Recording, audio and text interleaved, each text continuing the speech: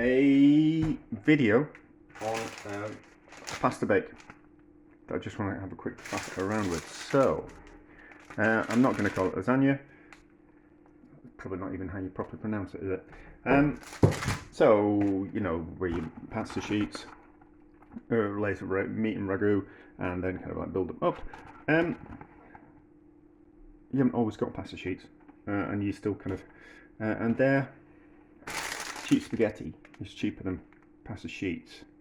And what you can do is you can use spaghetti for the layers instead of lasagna sheets. So you kind of just lay them down flat. The only problem is, well, no, it's not a problem, because you kind of cook to your budget. So there's nothing wrong with this spaghetti. In all honesty, you know, I've done lots of different types of cooking with it, and it's all right. It's not the best quality pasta.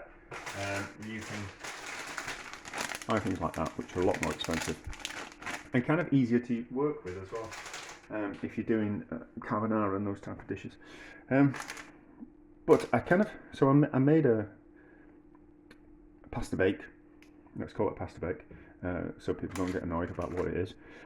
With that instead of the lasagna sheets, and it was nice, but I found it was a little bit heavy on my stomach, and I kind of thought maybe it's the pasta that's it'll be made in a different way to different types of pasta, but maybe that spaghetti's, there's something that maybe just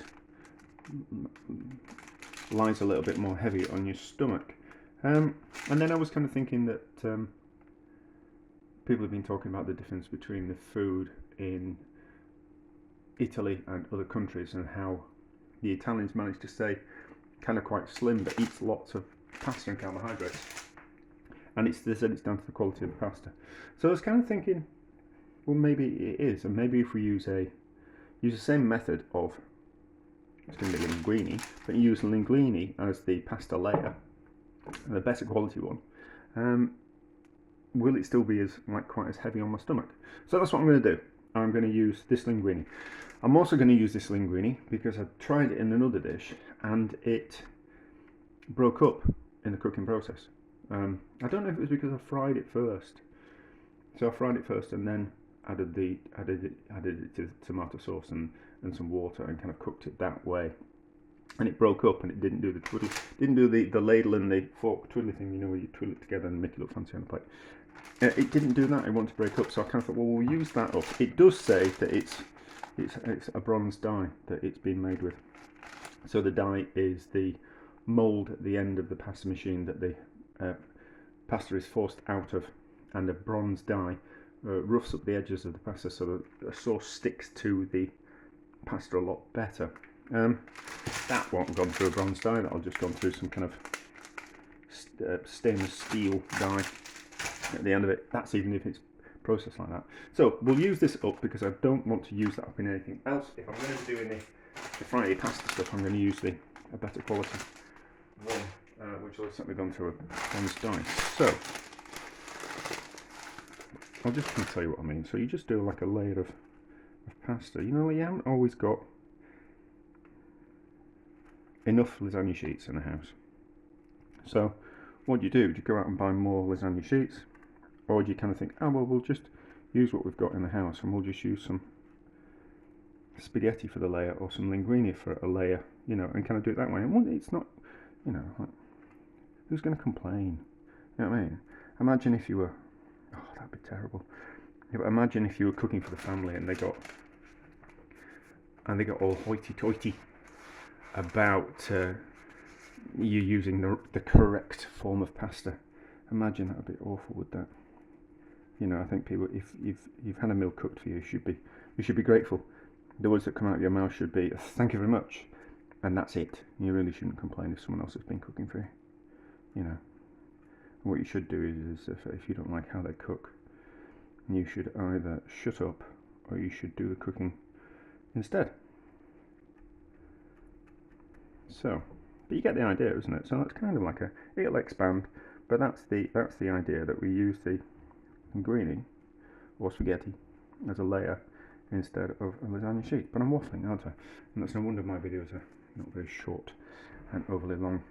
I waffle a lot. So then, another layer of meat and sauce, and then maybe a layer of cheese in there, and then more linguine, and so on and so forth. And if I run out of that, I'll use some of the more expensive stuff. But I won't be using any of that, because I'll know the difference. It's kind of a pointless video for the rest of the world. It's something that I'm only kind of quite interested in myself. But there again, just because if I'm interested in something, there's bound to be other people who are interested in it, aren't they?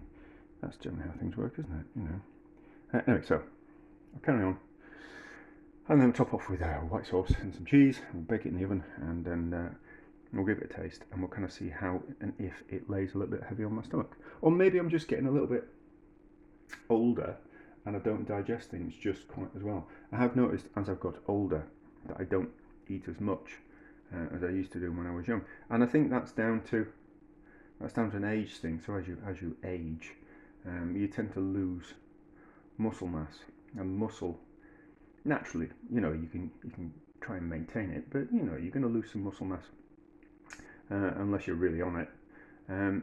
You lose muscle mass, and muscle is the thing in your body that burns a lot of the energy. So men can on average eat 2,500 calories a day.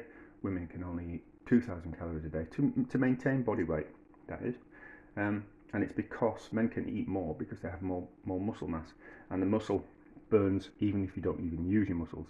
Just being alive, if you've got more muscle, just burns more calories. So, and I think so as you lose muscle mass, obviously your body needs less. So, and your metabolism slows down. And I think that's all kind of quite tied together. I'm not an expert though. You would really need to consult an expert. I don't think I'm going to consult an expert. I'll find one out. If I ever come across one, I will ask them. But anyway, so this is what I'm doing, and we're back to give it a taste. So it is cooked, and I've cooked myself a portion, but there are some little bits of linguine here, so let's just taste it.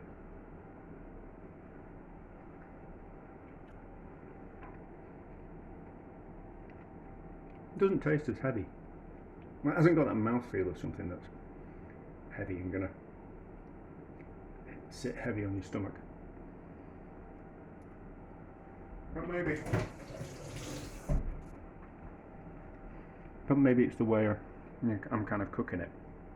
It's not really designed to be cooked like that, is it? So, did I feel when I cooked spaghetti in the cheap spaghetti in the normal way, did it feel heavy on my stomach then? Probably yes, actually. Probably yes. But we'll see. So we'll taste that. Taste it. We'll eat it, and then we'll kind of see how I feel afterwards. That pasta doesn't feel as gluey, like it was all kind of stuck together with the other one. So I think there's something in the fact, not the fact. I think there's something in it that the cheaper pastas lie heavier in your stomach and don't digest just as kind of quite easily. It just felt like stodge in my stomach, and that doesn't as much. But anyway, I don't know if that's interesting. I think it is. But there we go. A success.